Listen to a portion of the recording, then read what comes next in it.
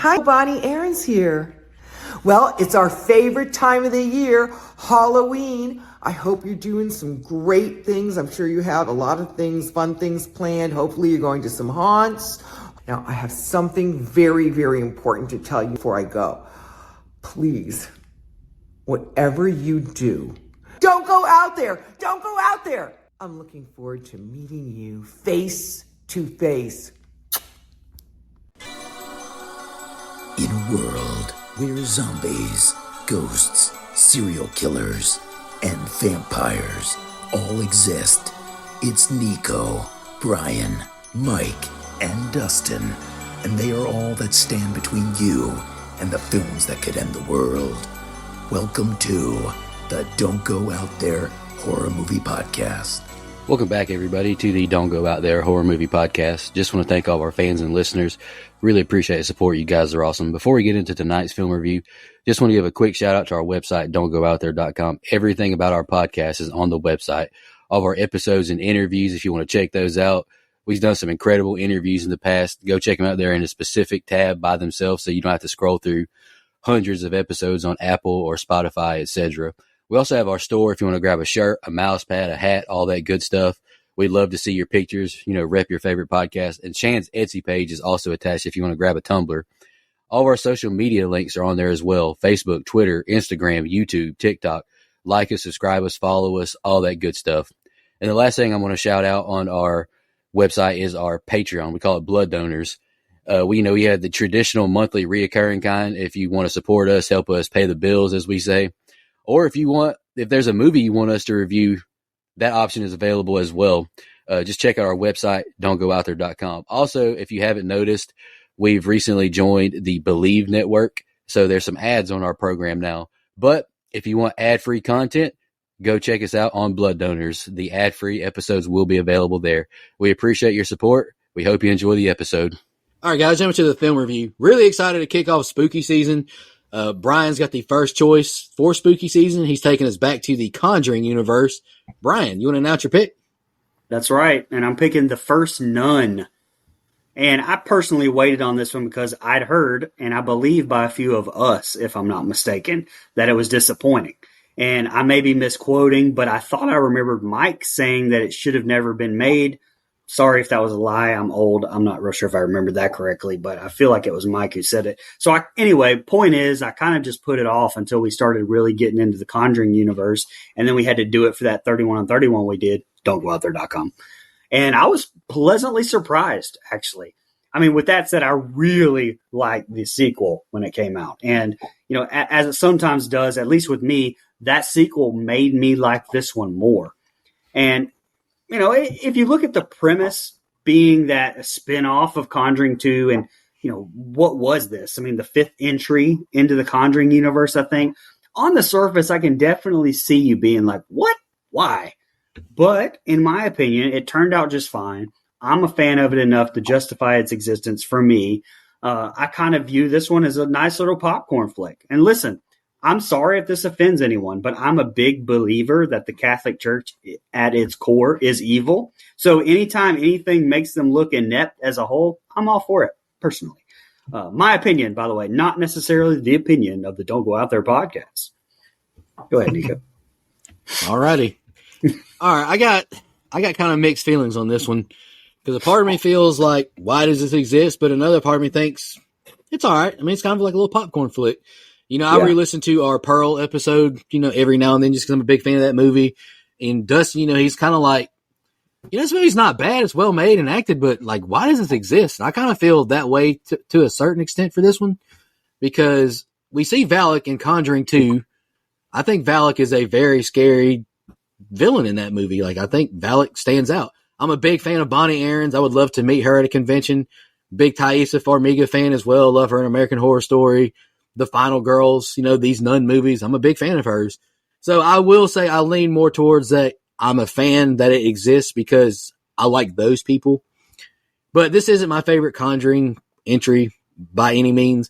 I agree with Brian 100%. I like the second one better for sure. It just has a tighter script and it's just a better movie in general. This one, it does. I agree with a lot of our fans. Like the middle just feels bloated and it feels slow at times. And the end is just, I don't know, it's just all over the place for me. But I still enjoy it for the most part. But it's not going to get the highest of high ratings, but, it's okay. Yeah, so I definitely was one that said this movie didn't need to be made. It felt unnecessary. It felt like a spinoff more than like the other, the Conjuring movies, the Annabelle movies. They all feel closer tied together than this one does. When we did our 31 on 31 rankings that included this universe, I ranked this one 25th out of the 31 movies that we reviewed that day or ranked because I felt like it was slow, boring, unnecessary. I ranked it between Final Destination 5 and Final Destination 3. Damn. I still feel pretty good about where I ranked it then, but I do like the movie more every time I watch it. I think this movie works a lot better as a standalone than it does as part of that universe.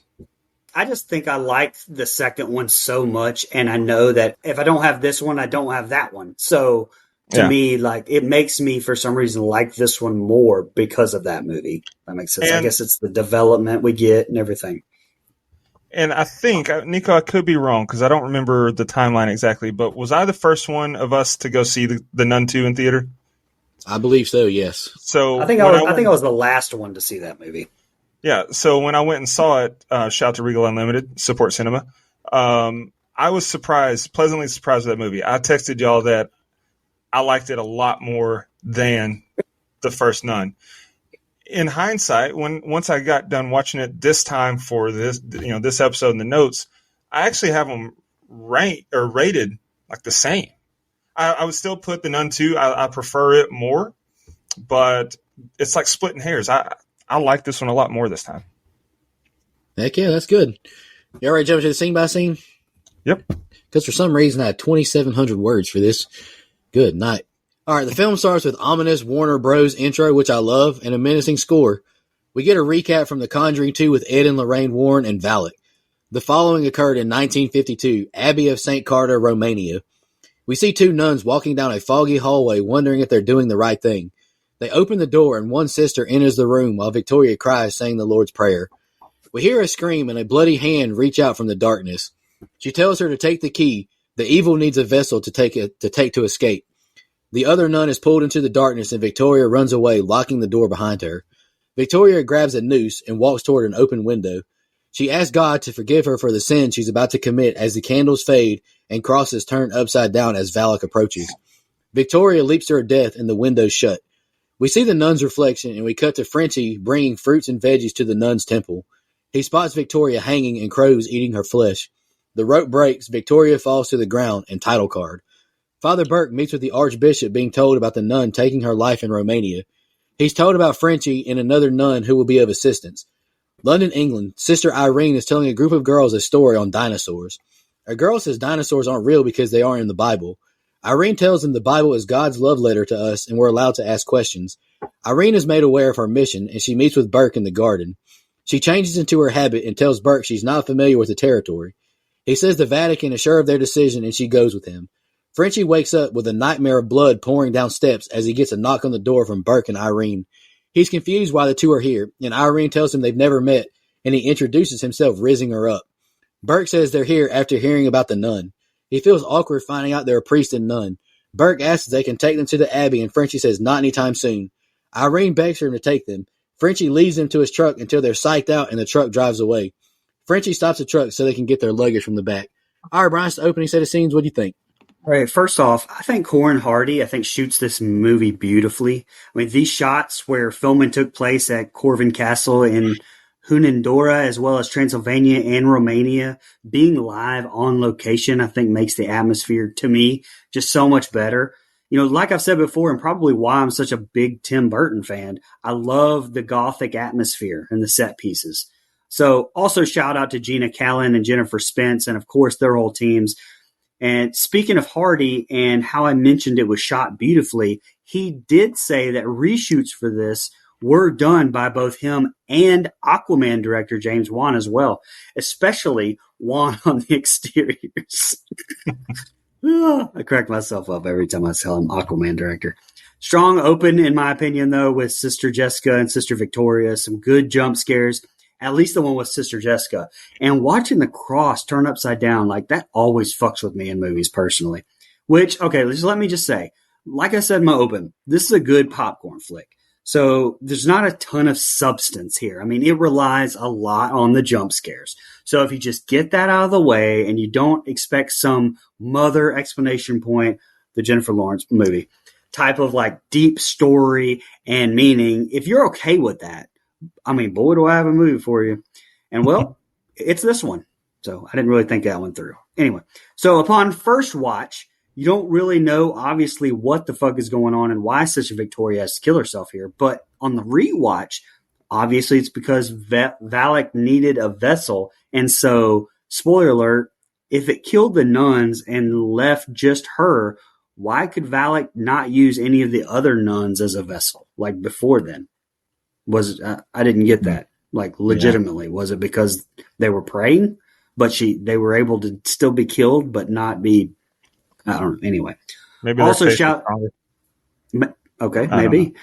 I don't know. I legitimately don't know. Also, shout out to the makeup department here as well. Eleanor Sabaduquia. I'm sorry, I totally butchered that. I'm sure was the makeup department head. She's worked on all the Conjuring films, so we probably said her name. I probably butchered it there as well on other reviews. Don'tgooutthere.com. But man. The effects on Sister Victoria after she'd been eaten by some crows, holy shit, that looked good. So just basically great introduction to everyone here, especially Frenchie, I thought. Never seen a nun out of her vestments. Not that I'm opposed to it. Fucking legend. And I know Dustin is a big fan of Damien Bashir. He's been in a ton of great movies. Gladiator 1, Not Fat, Russell Crowe vibes. Fun little fact, when Frenchie whistles at the truck stop, you can see the license plate reads 6VA01LAK. So if you remove the numbers and dashes, it simply spells Valak.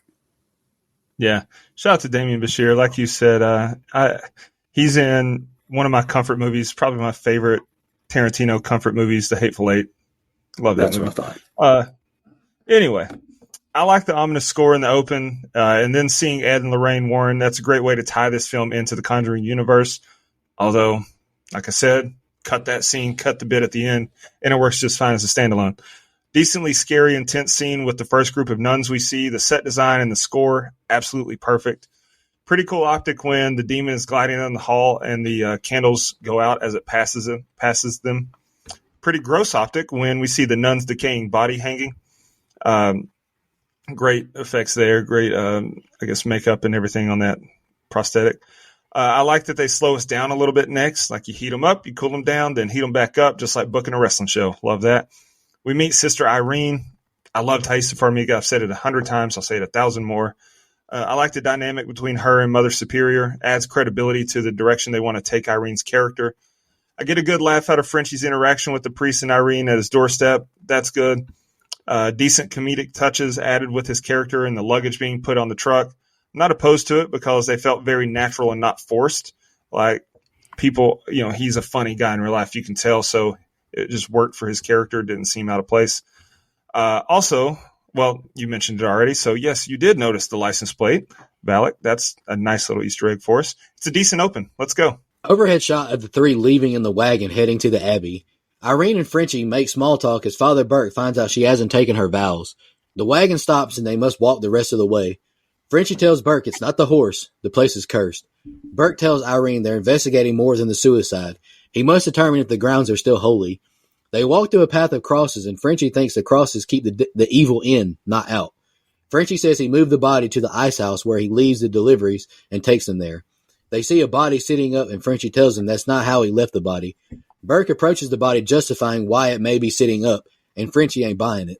Burke removes the key from her cold, dead hand, and the door shakes. They're blessing the nun's burial site now as Irene hears a bell ring. Burke explains the reason the bells are there, and Frenchie says being here is a mistake. He takes them where he found her, and they see the rope from the window. Burke touches the blood, and Irene is shocked the blood is still wet. Burke, Frenchie, and Irene enter the Abbey. Burke looks around a candlelit room, and Irene sees a nun in a veil sitting in the chair. She apologizes for their arrival, and Burke introduces them. He asks if she's the Reverend Mother, and she knows Irene hasn't taken her vows already. The abbess asks if they thought it was fit to bury her, and Burke asks Frenchie to excuse them. Abyssus, I think that's how you say abbess, however you say it, Abbess tells them they should leave with him. Burke asks to speak to the sisters, and the abbess' reassurance won't suffice. She tells them of lodging in the convent they can stay in, and they thank her. They send Frenchie packing, who's walking in the dark now. He spots a nun in the distance who walks away. He calls for her and pursues. Motherfucker, I would just leave. I wouldn't chase after her personally. He's led deeper into the woods, and a nun on a rope falls on him, scaring him. He backs into the field of crosses, and more nuns appear. He pulls a cross from the ground and takes off running. All right, Brian, next set of scenes. What do you think? So this set of scenes really starts out with some great overhead shots of them heading to the Abbey. This nature contrast is big to me since we spend the majority of the rest of the film indoors. I also like how it kind of is a great time to build the relationships with these characters and kind of get to know them, even though admittedly there's not a lot of big character arcs or anything with them in this movie. I mean, you do spend enough time though with them before the shit hits the fan that I at least feel a decent amount of chemistry and some empathy for them later on. Gonna be honest though, kind of got some Indiana Jones vibes, even with Father Burke wearing that hat as they went down into the ice house. I also thought that was a great line. I should tell you, that's not how I left her. I went, oh shit, okay, when I first watched it, admittedly. And but when the Three Musketeers here get to the Abbey where Frenchie found Sister Victoria, that blood on the steps looks fake as hell to me. Like it just, I don't know, because it definitely did. And Frenchie, to answer your question, the opposite of a miracle is indeed horror. Which, holy shit, at the Abbess, you know who she sounded like? Besides the old lady in Metallica's The Memory Remains, she sounded like Gozer the Gazarian. Are you a god? That's who she reminds. Except I just sounded like the old lady from Monsters, Inc. just then. So anyway. Well, when a woman asks you if you're a god, you say yes. Sorry. That's it. Anyway, come on, man. You left my man Frenchie out there in the dark. How fucked up of you, Father Russell Crowe. Should have let my guy stay with you. I feel like with this demon, there's a lot of playing with its food because like at any point it could have possessed Frenchie, like basically even right here. And was it here or was it at the end when he finally does possess Frenchie? I don't know. I mean, I know that's a spoiler, but I don't know when exactly it happened. But I like to hope it's here. And then the rest of it's just, fucking with them because I can respect that commitment to the game from the nun. A lot of story building here. This set of scenes starts out slower with Frenchie and company, walking and talking. But it is creepy as fuck when they walk into the place and then he left the nun's body. I agree with you, Brian. Like when he said that, I should tell you that's not how I left her. It's like, oh, okay. But I did think it was kind of crazy when he's like, dead bodies, they twitch a little. Bitch, they twitch. They don't sit up and move across the room. What the fuck you talking about? The blood still being wet on the steps. That's a bad omen, man. I'd leave if I was Frenchie. No shot I'm staying a minute longer. But I agree, Brian, it did look pretty bad. The old hag that greets them inside, she's creepy as fuck, too. I love how the father tells Frenchie. What? That's a way to get around pronouncing Abbess. Yeah, the old hag. I love how the father tells Frenchie to get going so he's not out when night falls. It's already night. He set my guy up for disaster. And then he sees the creepy-ass nun dragging a noose. He should have ran instead of trying to talk to her because that ain't no nun. Some good scary scenes, some good scares there in the cemetery like that. And then dog was spooked. He pulled up across from a grave. That was funny to me. And it stays funny later. Let's foreshadow that. I'm still invested in the movie. Not a bad movie at all so far. Yeah, more overhead Abbey shots until we cut to Irene, who is setting up dinner while jazz music plays. She chats with Father Burke, and she tells him about visions she had as a child. She had many of them, never the same one repeated. She had the same thought after all of them. Mary points the way. Burke tells her of a boy he investigated who had visions during the war. He was possessed. Burke sees the boy tied up in a barn who begins snarling. The barn shakes as Burke prays, and the boy cries out for help. Daniel died from his injuries days later from the injuries he got from the exorcism. Burke walks out, and we get outside shots, and the radio turns back on. Burke gets out of bed to check out what's going on. He hears footsteps running and pursues them through the hanged laundry. Daniel touches his shoulder, and he appears on the ground below. Father is in the cemetery now, seeing the boy behind a tombstone. He's gone now, and Burke keeps looking for him. He sees Daniel and walks to him, who begins gagging, then vomits a snake. The snake chases the father, who falls into a grave and is buried alive, and he rings the bell over and over. Irene awakes, lighting a lamp, and the nun is behind her in the shadows as she walks the Abbey. Irene is outside now as Burke screams for help. Irene makes it to the temple where nuns are praying, and a huge nun shadow forms and walks towards her.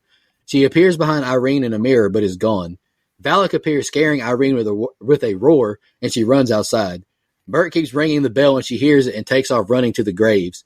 When she arrives, all the bells begin to ring, and she's lost in the sauce of ringing bells. She closes her eyes and locks in, finding the father's grave.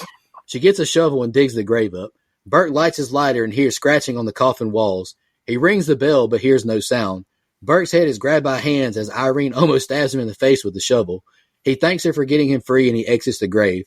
He tells her there's a powerful, evil presence in this place. No shit. As they find books in the coffin he left. All right, Bryce, next set of scenes, what do you think? Look, I think Lost in the Sauce with the ringing bells is a fucking bar. Like, that's great. Hats off right there. Very cool little Easter egg that'll have you, as fans of the universe, and I mean the Conjuring universe, not the cosmic universe, Leonardo DiCaprio meme pointing at the screen, because right at around the 30 minutes mark, you'll see Irene notice a picture of the Abbey's younger nuns. You'll recognize that photo as also being shown in Annabelle Creation. And it is implied that in the movie that Sister Charlotte was a former member of the Abbey. Kind of interesting, though, with all of this, because in 1952, Catholicism would have been under persecution from the communists in Romania. Something to think about. Error or not, I don't know. But this exorcism flashback of Daniel, Father Burt tells, pretty damn intense little 10 seconds. But, I mean, why not show more?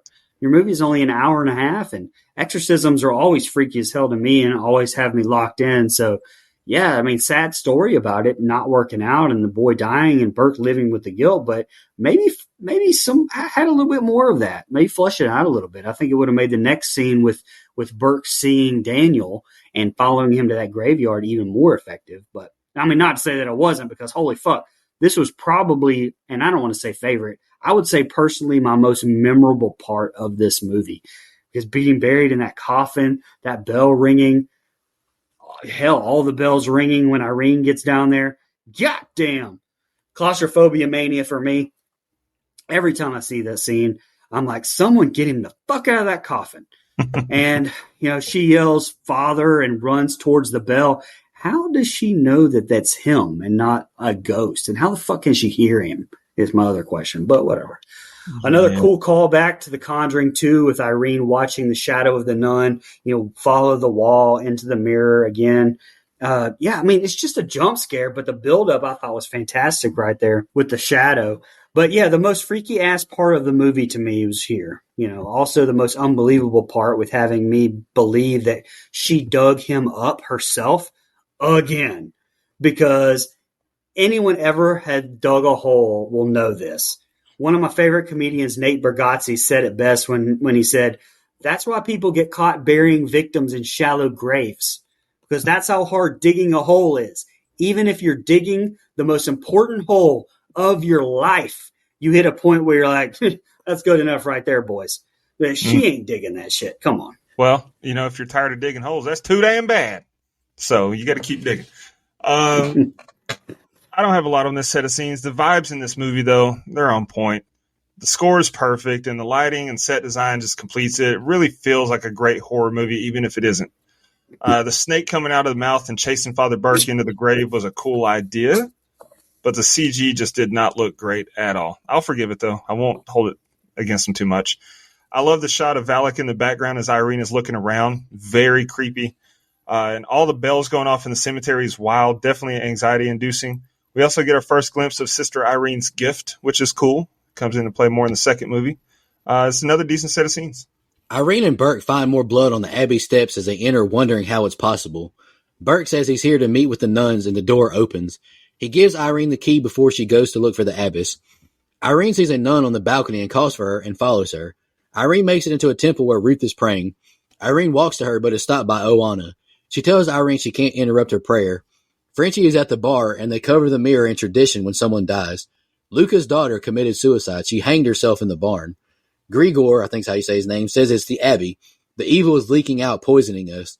Grigor tells Frenchie he believes he's about to discover 2 more dead bodies when he goes to pick them up.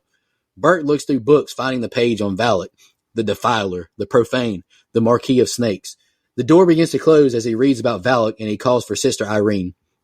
Owana tells Irene of Victoria's death, but they still feel her presence. She was the most devoted of them all.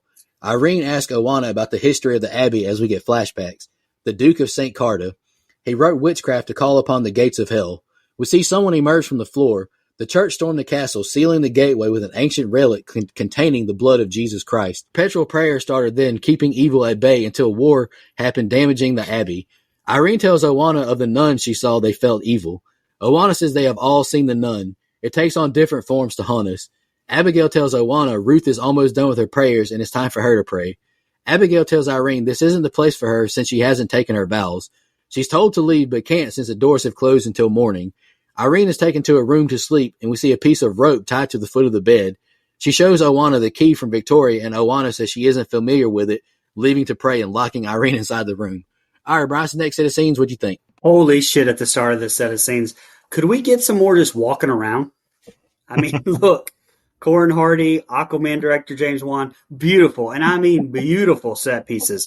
But fucking hell, we spent like 2 minutes of the start of the set of scenes with Irene just literally walking around until she finally comes across Sister Ruth, who we come to find out later are all dead ghost nuns. She sees dead people. Decent twist. Twist stick, by the way. But, I mean, we already kind of saw that before, so it really doesn't hit like, I mean, they thought it would. I mean, on the rewatch, there's definitely hints of this, as like Bruce Willis in The Sixth Sense, don'tbother.com. Because, I mean, these ghosts only interact with Irene the whole time. But, I mean, look, I'm sorry. I also don't believe that nuns took shifts and prayed literally 24 hours a day for 100 years. I mean, just think about that. I thought you were going to say you have a hard time believing that nuns take shits. And my eyes jerked up at the screen so fucking fast. Anyway, sorry, go ahead. They poop, I think. I think they do poop. Women don't do that. Oh. But I have a hard time praying after like 4 to 6 minutes. My ADD kicks in. I start wondering like what I'm going to grill the next day for dinner. I don't know. They could have just made up something a little bit more believable, right? I don't know. Just a nitpick of mine. But then we go back to Frenchie with the cross in the bar for whatever reason. I did laugh at that. When I say I almost forgot he was in the movie, I'm not kidding. And listen, I know they're spitting in the bar to ward off evil, but every time someone spits inside, I think of how upset Mike was when we did the Mother explanation point review about people being in his house and how mad he'd be right here watching people spit inside. My man would be pissed. All right, so fun little fact, and I'll show it up, about Sister Owana. Ingrid Basu met Aquaman director James Wan while making this one, and they were later married in November 2019, and as of 2024, still married. Had a fucking boy, James Wan. But yeah, like you said, not the greatest effects, though, when she was telling Irene the story of the ancient relic. I mean, the effects were pretty bad throughout in different places where they needed it. Sorry to Ghost and Shade VFX who worked on them. So yeah, it definitely slows down more here, but they continue to do a great job with the atmosphere and feel to make up for it. It was kind of funny seeing that Frenchie is still keeping the cross with him in the pub. That's what I was talking about earlier. Like, my man was spooked so bad, he took that grave marker into a pub. Then when Father Burke is reading the book, we get the only mention of Alec's name in the movie, so that's notable there for sure. The flashback of the history of the Abbey, Abbey wasn't bad. Decent way to explain what's going on and why the evil was unleashed, so I'm fine with that. We're regressing, albeit slowly. Not my favorite set of scenes. Burke is reading maps of the place as the abbess appears, saying they won't find another way in, Father. He tells her there's something wrong with this place. She says the Abbey has history. Not all good, but we repent. He asks her what the key opens, and the abbess' head snaps down, and Burke sees the cross shine on her chest. He reaches toward it and is grabbed by the nun. He drops the arm on the floor, and the abbess is gone from the chair. Irene walks through the Abbey, but it's a nightmare she awakes from seeing Valak. She sits up seeing a nun praying, asking who is it. She walks to the nun whose hand is trembling, spilling beads on the floor. Irene grabs one, and the nun is gone and is now behind her, and we see her leap out the window, hanging herself. The door to Irene's room opens as she calls for Owana. She walks the halls and makes it to a spot where the light shines through. She continues walking and makes it to a door that unlocks. Her candle flame blows out, and we see the nun standing there. Valak looks at her, and Irene is terrified and stumbles away. Valak uses wind suction to get the key from Irene. Irene is pulled to Valak, and the door slams shut. Valak's hands break through the door, grabbing her, and she takes off running. Irene is grabbed by Oana and is told to meet them in the chapel. Prayer is the only thing that will get them through the night. Irene makes it to the chapel where Abigail is praying, and we see a body covered with a sheet. It's Sister Oana. Burke encounters Daniel again, who asks, "Why didn't you help me?" as the room shakes. Burke turns around, seeing Valak again running away. Several nuns enter the chapel, shutting the door, and begin to pray. Irene is told to keep her eyes forward and not to stop praying. Valak arrives, and the circle of nuns are scattered across the room. Irene begins praying even harder. All right, Bryson, next set of scenes, what do you think? Oh, we are definitely getting into some Indiana Jones territory here at the start of this with Father Burke looking at these maps. And before we get interrupted by the abbess, so interactive part here, the abbess is essentially Valak, right? And all the ghosts are just like trapped nun souls still in the abbey. That's the way I kind of understand everything, just making sure I'm on the same page, because I've read where people think that, or even the nuns were Valak as well, and I don't really buy that. They were trying to help them, so telling them how to reseal the gateway and shit. So I don't really buy that as that being Valak, right? Those are just like trapped souls of the dead nuns, right? Yeah, Question I think mark. so. I think Okay. you're right. And I appreciate that. It gets me through the day. By the way, the most unrealistic sleeping position for a human being Irene has before, talking to the ghost nun with Parkinson's, because she's dropping all those beads or whatever. But come on now. Nobody sleeps like that. That's crazy. The rest of the set of scenes, pretty much a lot of Irene just looking around through some fantastic set pieces. But while not a lot going on, it does set some good tension with her finally coming face to face with Valak. Friend of the show, Bobby Aaron's playing the nun. I know we said that in Conjuring 2, but just need to do it again. She did the opening for this one in Conjuring 2. That was a long time ago. So I'm not going to lie. A lot of this part here, even with the father and his encounter with Daniel, again, a lot of this feels like, it felt like a haunted house at Universal Studios Halloween Horror Nights. Like, they're not a sponsor, by the way, but could be. But I'm not saying it's bad, but it just felt very familiar. Like you're running and all these things are grabbing you or jumping out or doing whatever. I don't know. It felt familiar. I also thought it was pretty cool how we kind of get to witness what happened to the rest of the nuns. Pretty powerful scene with every nun being tossed around the room while they're in that prayer circle and being killed. That rotating overhead shot was absolutely phenomenal. Best shot of the movie. What it does. So that creepy ass old bat would be enough to send me heading back to the village. Especially when her head snaps down and the candle blows out. She already gave me the heebie-jeebies. Then her hand snaps off and she disappears. Fuck that. Then Irene's dream, creepy as hell. And so is that shit that happens when she wakes up. Glad we're picking up the pace here. When her candle is blown out as the door opens, I don't get why it was shown in kind of a slow motion shot. Like it looked like it was buffering for a second because nothing else in the movie was shown at that frame rate. That really stood out to me. Didn't like it. One thing I love about Taissa Farmiga, one of the many things I love about her, and I've praised her for it in come on, guys, I'm being serious. This is not call me sometime. I praised her for it in other stuff we've covered, but her facial expressions, she really sells her terror so well. Like that's top-notch acting from her. The scene with Father Burke is tense. The jump scares, the hands reaching through the walls, Valak standing there, all good stuff. And Irene, praying with all the nuns, that's more good stuff. Definitely gets the heart rate up. Much better set of scenes, setting us up nicely for the finale. Water drips on the crossword puzzle. Burke sees the word deliveries and remembered what Frenchie said. Burke goes to the delivery room and hears a bell and sees one being dragged across the floor. He's scared by someone's hand emerging from the ground, and the figure pursues him until Frenchie appears, chopping its head off. Irene continues praying as the other nuns get up. Irene has her back scratched repeatedly, forming the shape of the pentagram. Burke knocks on the door, calling for Irene. Irene tells the others it's Father Burke and he can help us. She opens the door and tells him they've been praying. He asks who has been, and Irene turns around seeing no one else in the chapel. Burke says they're visions. Irene removes the sheet off the body and we see a nun. She says there's no one left. We have our answer, Father. The nun sits up, stabbing the father in the leg with a cross. Irene is told to pour holy water on the cross, and he presses it to the nun. He prays, and it lights the nun on fire. Father tosses the glowing red cross, and Frenchie shoots the nun with a shotgun. Irene says the demon isn't free. It must possess a human soul. Father believes Victoria was the last nun here, and it wasn't a suicide. It was a sacrifice. Irene says they must seal the gateway and contain the evil. Frenchie is getting bandaged up while Irene tells them the gateway is in the catacombs. They can't close it without the blood of Jesus Christ. Irene believes she knows where the tunnel is, but she wants to take her vows first. My visions. They are a miracle of God, and I'd like to commit my life. Bert receives the vows as Frenchie loads the shotgun again. All right, Bryson, next set of scenes, what do you think? Short and sweet for me on here.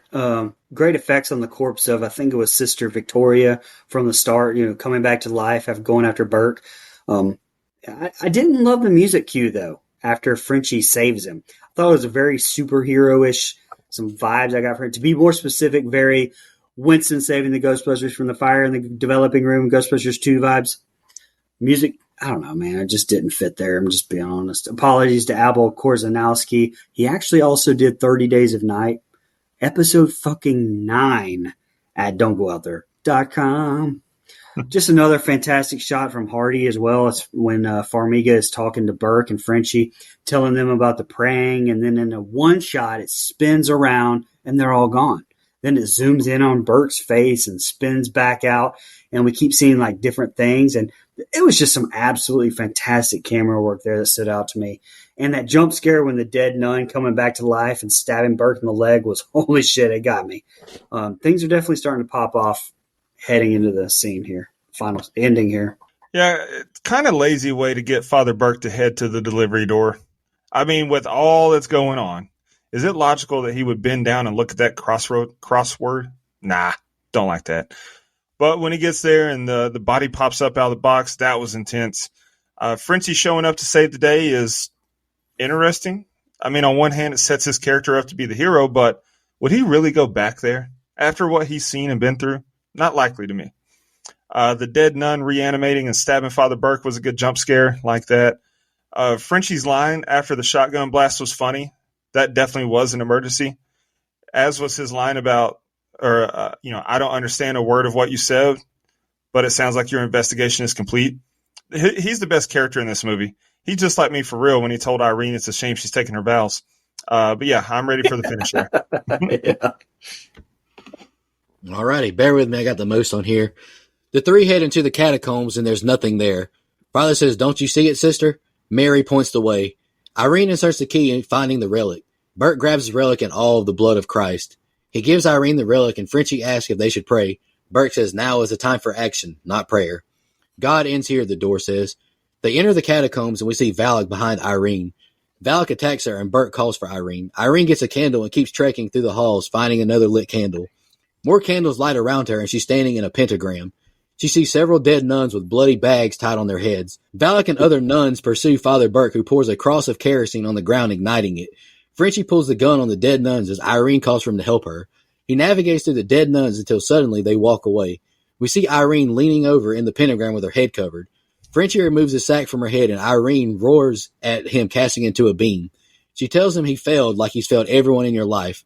Frenchie gets some of the blood of Christ and wipes it on Irene's forehead, and the evil spirit flees her body. Valak grabs Frenchie and chokes him, smiling at Irene, casting her into another room full of water. Valak drops Frenchie and Daniel attacks Burke, choking him with a snake. The snake bites his eye and Irene realizes she's lost the relic, and Valak appears in the water. Valak drowns Irene and Burke tries to stop Valak. Irene gets the relic and Valak grabs it from her hand.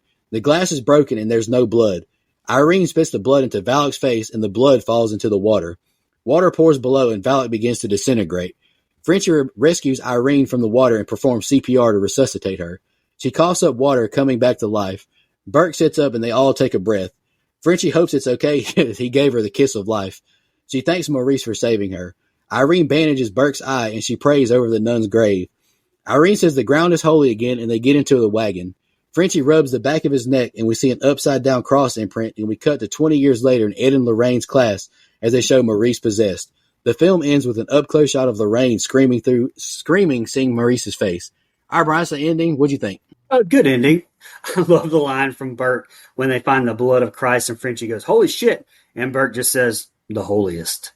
Oh, that's funny. The fake out with the blood and us thinking Irene is dead before she pulls a Triple H entrance and spits it all in the nun's face. I thought that was really good. I do have to say I should have known. I mean, this is Aquaman director James Wan here. They definitely had to be a finale in the water, right? I mean, the whole whirlwind of water. I half expected Jason Momoa to pop anyway. But the movie does do a good job, in my opinion, as a prequel should, in explaining some of the early encounters with Valak and also this tidbit with the Warrens at the end and Frenchie.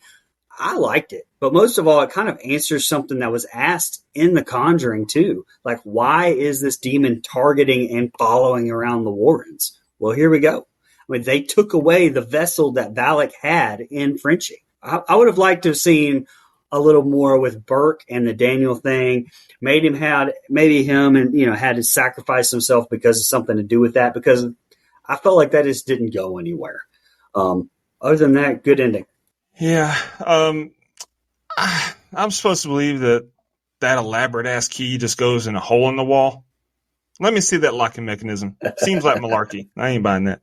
I did get a great laugh when Frenchie said, "Holy shit," and Irene and Burke look at him, and Burke says, "The holiest," like you said, Brian. That was funny as fuck. Love that. Good tension when Irene is attacked in the catacombs. I love how a lot of the movie is shot. We see what's behind her when she's unassuming, and it's just very effective. Just like when the candle lights itself behind her in the room. Seeing Valak get cast out of Irene looked cool. I like the way they did that with like that black presence floating away from her body. That was cool. Good showdown with Valak at the end there. Handled business with Frenchie, and then beats down Irene. It looked bleak, but then Irene spits the blood of Christ like she's the great Muda spitting out the mist into the eyes of Ric Flair. Hell yeah, smart thinking. All three of our protagonists live. Nice. And we tied the movie back into the Conjuring universe there at the end with a nice Ed and Lorraine appearance. Not bad. Not bad at all. All right, y'all got any more final thoughts before you jump into social media comments and questions? All right, I'll do the Graham first. Kevin Scanlon commented, "A movie I had high expectations for that fell very flat. One positive from this film, though, was the overall atmosphere. Outside of that, though, I remember this being a bit of a snooze fest." I can see that, honestly. All right, the last comment I have is from Jenny Conway02. "I agree with the above comment that this movie fell flat. I typically enjoy gothic horror and stories about possession, but this film felt lazy and forced with a broken plot and subpar acting." Here comes a hot take, Brother Dustin. "Vera Farmiga as Lorraine Warren opposite Valak in The Conjuring 2 was such a force. Thaisa was just silly. This movie was a major disappointment." Who said that? Jenny Conway 02. Jenny, what the hell? All right. Okay. I'll allow it. Her and Dana are really big supporters of the show, big fans. We appreciate you, but what the hell? All right. I've got X, the artist formerly known as Twitter, pulled up. Mookie. "I wanted to turn this off as soon as the nun jumps out the window. Sadly, I finished the movie." That's a bit harsh. Apparently people hate this fucking movie. And then Andrew Ferguson said, "How do you get a nun pregnant? You fuck her. Ha ha ha ha ha."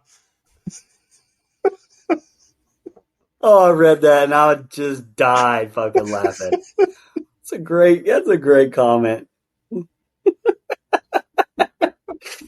All right, I'll go ahead with the Book of Faces. Anita Russell, she loved this movie. One of my favorite actresses, and Thaisa Farmiga, 8 out of 10. Eric Doolittle saw it at the drive-ins and saw it at the drive-ins. What is this, 1954? Hey. Saw it and had high hopes for it. But unfortunately, it did the worst thing a movie could do, and that's be very boring. I nodded off for a couple of minutes halfway through it. 4 out of 10. Woof. Yikes. Would be lower if Thaisa wasn't in it. Keep up the good work, guys. Wow, Eric, that's rough. Amber George. Thought it was pretty good, but kind of boring. Okay. Yeah. Cole McAlexander. My man. Maybe it's just my opinion, but the monasteries, covenants, and the like are creepy on their own, especially in the 50s where this takes place. What a way to kick off spooky season. Keep it up, fellas. Attaboy, Cole McAlexander. Appreciate that. And Yeah, hey, appreciate I ain't gonna that. let this slide. Don't shit on the drive-in. Drive-in's a fun experience, man. I didn't say it was. I didn't shitting on it. I just, what is this? 1954. We have one. We have one here in Maryville, Tennessee, where I live, and yeah, it's always a fun time. You get to go see a few movies. You sneak some kids in the trunk, so you ain't got to pay for all the tickets. It's fun. Put the kids in the trunk. All right. You got fun facts? I got a few. Go ahead. All right. After the demon nun from The Conjuring 2 proved to be a popular horror antagonist, a spin-off focusing on the character was greenlit, making her the second character to get her own feature after Annabelle. The Crooked Man from Conjuring 2 was also set to get his own spin-off, which was later canceled. Thank you. While The Conjuring and Conjuring 2 are based on allegedly true events, this film is entirely made up by the filmmakers. This is the highest grossing film from the Conjuring universe and the lowest rated one as of October 2019. That's kind of funny. People went and saw this, they're excited, and they're like, man, fuck that movie. So that's funny. An advertisement for the film was pulled from the video sharing site YouTube. I think it's funny they put video sharing site like we don't know what YouTube is. As many users complained that the 5-second clip featuring a startling jump scare was, quote, too scary and was allegedly giving many viewers wind. What does that mean? Administrators thus removed the ad and apologized, claiming that it was not their intention to publish content that may potentially, quote, offend or, quote, shock viewers or give them diarrhea. Thought the diarrhea inclusion was funny, so I had to read it. So that was actually in there. You didn't just add that yourself. No, I didn't. Jesus I didn't add that. That's a copy. That's a copy paste, brother. The film was originally set to hit cinemas in mid-July 2018, but was pushed back closer to Halloween on September 7th in hopes of doing as successfully at the box office as It Chapter 1 did the previous year, which smashed records and earned more than $700 million. This is the shortest film in the Conjuring universe, hour and 33 minutes long. Takes place in 1952. And at around an hour 26 minutes, the strategy to keep Jesus Christ's blood in the mouth and then spit it all over a demon's face had already been used in a movie. It was in Tales from the Crypt, Demon Night, which Brian picked, don'tgooutthere.com, where the female main character spits it on the face of the main antagonist, also a demon. Loved that. Had to use that one because that was a pleasant surprise that Brian introduced us to. Last one I have, and I'll shut up. Taisa Farmiga was in Rules Don't Apply with Oliver Platt, a.k.a. Jimmy King from the classic movie Ready to Rumble with David Arquette. There you go. The only trivia I want to share is just the Conjuring timeline. For anyone who's listening, if they want to know the order of these movies, the first one is The Nun, Annabelle Creation, The Nun 2, Annabelle, The Conjuring, Annabelle Comes Home, The Curse of La Llorona. We didn't really include that, but it's not really part of this. The Conjuring 2, and then The Conjuring 3. I might should have said the years, but fuck that. So, but don't you think The Curse of La Llorona would be, because I mean, this was the lowest rated as of 2019. I mean, surely that one's got it beat now, right? Probably. I'm not sure. Did you say The Nun 2 in that chronological timeline? Yes. Oh, okay, you did. Oh, my bad. It's after Annabelle Creation and before Annabelle. Okay, yeah. All right, guys, is this where we do the budget? I believe so. I'll go ahead and knock out the budget since good brother Mike is dealing with some hurricane damage there. Shout out to Mike. Budget was an estimated $22 million. Opening weekend, September 9th, 2018, it did $53,807,379. It would go on to gross worldwide $366,882,797. That's a lot of money. Brian's got that in his back pocket. Damn. All right, let's get into our favorite kill, least favorite kill, and the rating. I'll just kick us off. I'll be honest with you. I didn't really pick favorite kill and least favorite kill. I guess we can just go with the nun at the beginning who hung herself. And then my least favorite kill, I'll go with the nun who was pulled into the darkness and we just saw a bloody hand because you don't really see much of it. This movie, to me, I kind of agree with a lot of, our commenters on social media. But I do think the movie is acted well. I think it's shot well. I think the setting and the atmosphere is nailed perfectly. I think they nail that part. But there's just parts of the story, in the movie, that just feel really, really bloated and drug out. I don't think the scene with Frenchie in the crosses is necessary. That just feels like, hey, this movie's not quite long enough. We need another jump scare scene. Let's throw that in there. I think a lot of Sister Irene scenes in the Abbey could have been cut too, like those dream sequences. I even think the stuff with Daniel and Burke was unnecessary as well. I think they're just adding stuff in just to bloat the runtime personally. Because I don't think they had enough with the nun. That's just me, but I still enjoy it enough. I gave it a 6. Okay. Let me knock mine out real quick. I too did not have a favorite kill, least favorite kill. I don't fucking know, man. That's not what this movie's about. Final thoughts on the rating. While it's unnecessary in the Conjuring universe as a standalone, I think it's fine. It is slow. Definitely hear you on that. To everyone who commented that, it is. And some of the character decisions or directions that they took, they're unlikely in real life. But I do like this movie. Every time I watch it, I like it more and more. So all that being said, I gave it a flat 6 as well. Okay. Yeah, so just not a ton of substance to it, like there is, in my opinion, the second one. It's very jump scare heavy, like I said, but it's very well produced. I think it's a damn good time, great popcorn flick. I actually gave it a flat 7. Ah, had to one up us, huh? Oh, I was so scared you were about to rate it a 6.2, and we're about to have 3 6s.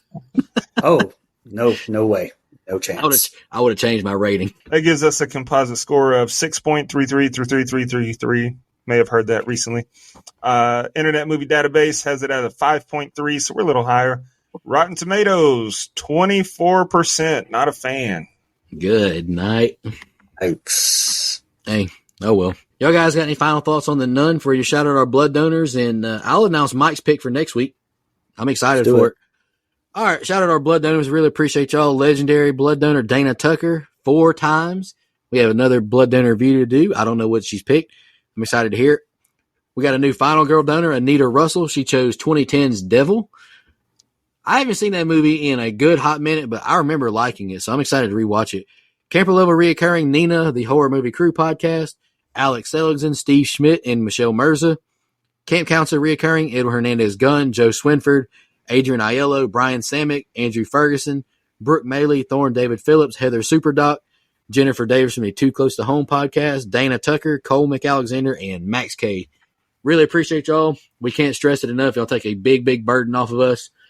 Means a lot to us. Thank y'all very much. I'm going to announce Mike's pick for him since he's not here tonight. He chose a very new movie. One I would say is overdue, to be honest. 2024's Long Legs. I'm excited to review it. Brian, have you watched Long Legs yet? Nope, I'm the only one that hadn't seen it yet. Let me in now. Let me in now. Shout out to Micah Monroe. And Blair Underwood. And Alicia Witt. More so Micah Monroe. And I'm meeting Alicia Witt next weekend. I'm excited for that. I love Alicia Witt. Appreciate y'all listening. We'll be back next week with Long Legs. Jason X. Sucks. Just want to remind everybody.